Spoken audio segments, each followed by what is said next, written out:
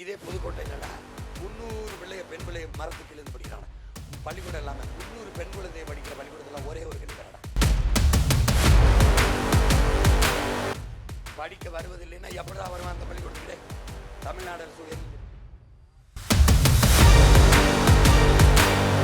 உள்ள போனீங்கன்னா ஏசி போட்டு வச்சுருக்கான். ஏசி உதவிக்கு ஏசி போட்டவங்கள உலகத்துல பார்க்க முடியாதா?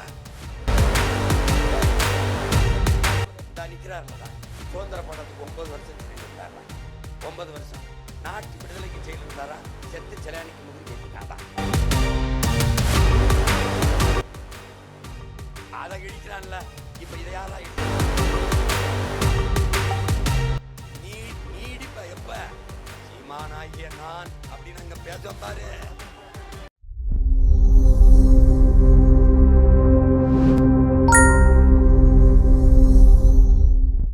இங்க பாரு, இதை தரமாக கொடுத்து விட்டால் பள்ளிக்கூடத்தை பாடுறா, கக்கூஸ் கழிவறையை பாடுறா. நம்ம பிள்ளை டேய் இதே புதுக்கோட்டை இல்லடா 300 பிள்ளைய பெண் பிள்ளைய மரத்துக்கு இருந்து படிக்கிறான். பள்ளிக்கூடம் இல்லாம 300 பெண் குழந்தைய படிக்கிற பள்ளிக்கூடத்துல ஒரே ஒரு கழிவறைடா. ஒரே ஒரு கழிவறை உன் ஊர்ல தான், உன் நாட்டில் தான். 300 பெண் பிள்ளைகள் மேற்குறை இல்லாத மரத்து நிலையில் படித்துக் கொண்டிருக்கிறார்கள். ஆனால் இவங்க செத்து போய் படுத்த கல்லறை மட்டும்டா கடற்கரையில 100 கோடி 200 கோடி கட்டிட்டான்டா. டேய்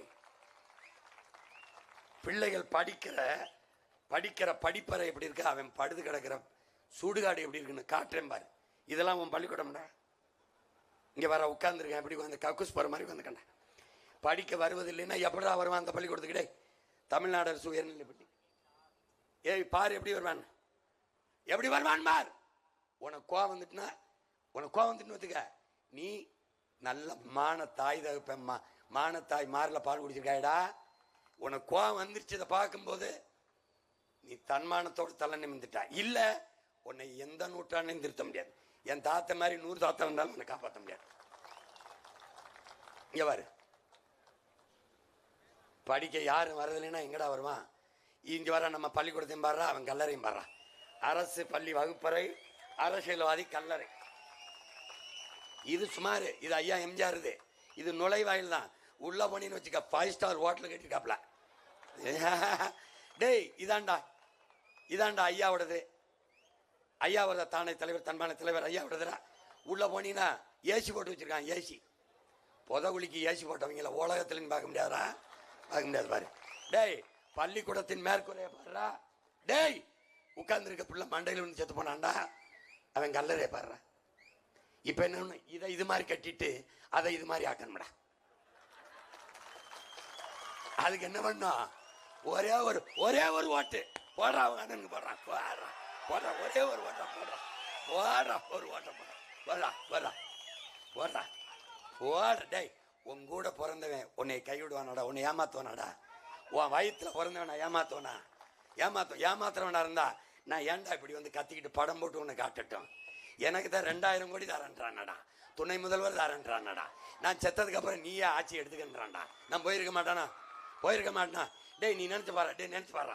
இந்த நிக்கிறார்லடா சுதந்திர போராட்டத்துக்கு 9 வருஷம் சிறையில் இருந்தாரா? 9 வருஷம் நாட்டு விடுதலைக்கு ஜெயிலில் இருந்தாரா?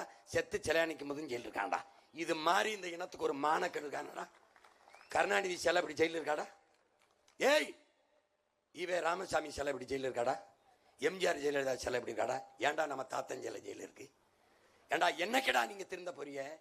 என்னைக்கு? கத்தி சாக உனக்கு நான் இருக்கேன். என்னை விட்டின்னு வச்சுக்க நாதியத்து போயிருவேன். பாரு இன்னும் பாரு கொடுமையை பாரு. இங்க பாருடா பள்ளிக்கூடம் எப்படி இருந்தே. இது கொஞ்சம் பின்னாடி போடா, ஒரு ஷாட்டு காட்டா போடா. இங்க பாரு டேய் வகுப்பறை இருக்கு போடா. அவன் கல்லறை எப்படா இருப்பாரா? இந்த சமாதிக்கு ஒரு சமாதி கட்டாம நம்ம போகப்படாதா? போவே விடாது. வீடை இந்த ஒரு அந்த வீடை இடிச்சு விட்டான். இந்த கண்டம் தேவியில அங்க வீடை ஆக்கிரமிச்சு விட்டான். வீட்டை இடிக்கிறான், கோயிலை இடிக்கிறான், மசூதி பள்ளிவாசல் இடிக்கிறான். இந்த கடற்கரையை ஆக்கிரமிச்சு கட்டிருக்கானடா. 2 ஏக்கர்ல 8 ஏக்கரை.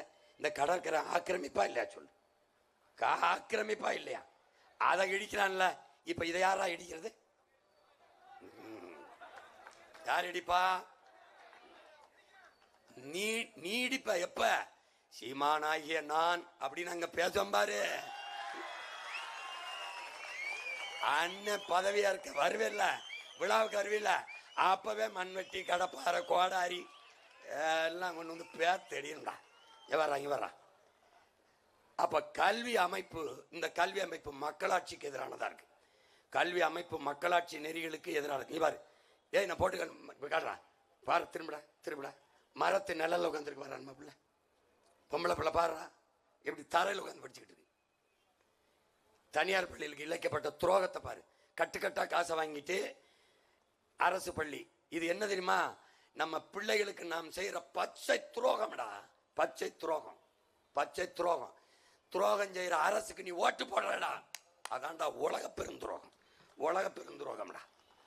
நீ பாரு, கல்விக்கு வரி கட்டிடுற, ஆனா காசு கொடுத்தா தான் நல்ல கல்வி கிடைக்கும்னு நிலைமை இருக்கு.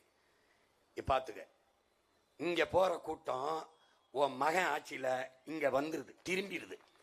எப்படி தரத்தை உயர்த்திறேன், எப்படி முதலாளிகளுக்கு எனக்கும் போட்டி நடக்குது. இந்த கருணாநிதி மகன் ஆட்சி, இந்த இவங்க ஆட்சி கிடையாது, பிரபாகர மகன் ஆட்சி. எப்படி நடக்குது? போட்டி நடக்குது. தன்னலம் துளியும் இல்லாமல் என் மக்களின் நலன், ஒரு முதலாளியா என் மக்களின் அரசா மோதுவோம். தரம் இவங்க நடத்துற தரம் இல்ல, உலகத்தரம். காட்டுறேன் பாரு எப்படி உலகத்தரம். இங்க பாரு, தரத்தை உயர்த்துறேன், கட்டட அமைப்பை மாத்துறேன். எப்படி கட்டுறேன் பாரு, பள்ளிக்கூடத்தை காட்டுறேன் பாரு. ஒன்று தான் பாரு பாரு. கல்வி எப்படி என் பிள்ளைகளுக்கு கொடுப்பேன்? சுமை அல்ல, சுகம். பள்ளிக்கூடத்துக்கு போக மாட்டேன்னு என் பிள்ளை சொல்லாது. ஏன் ஐயா பள்ளிக்கூடத்துக்கு விடுமுறை விட்டாருன்னு கேட்கும். சொர்க்கமா வச்சிருப்பேன். எப்படி இவங்கள மாதிரி உப்புமா கிண்டி போடான மாட்டேன். என் பள்ளிக்கூடத்தை பாரு, மறுபடியும் நீ படிக்க போலாம்னு தோணும். இந்த பாரு காட்டுறேன் பாரு. பாரா ஒரு தடவை பாரா பாரா. சரியான சமமான தரமான கல்வியை ஓ நாட்டு அரசு கொடுத்துருது, தமிழ்நாடு அரசு கொடுக்குது. சட்டம் போடுறேன் வந்தவனே உன் மகன் உன் கூட பிறந்தேன் சட்டசபையில் இருந்து. முதல் சட்டம், பெற்றுக் கொடுங்கள் பிள்ளைகளை, கற்றுக் கொடுக்கிறோம் நாங்கள்.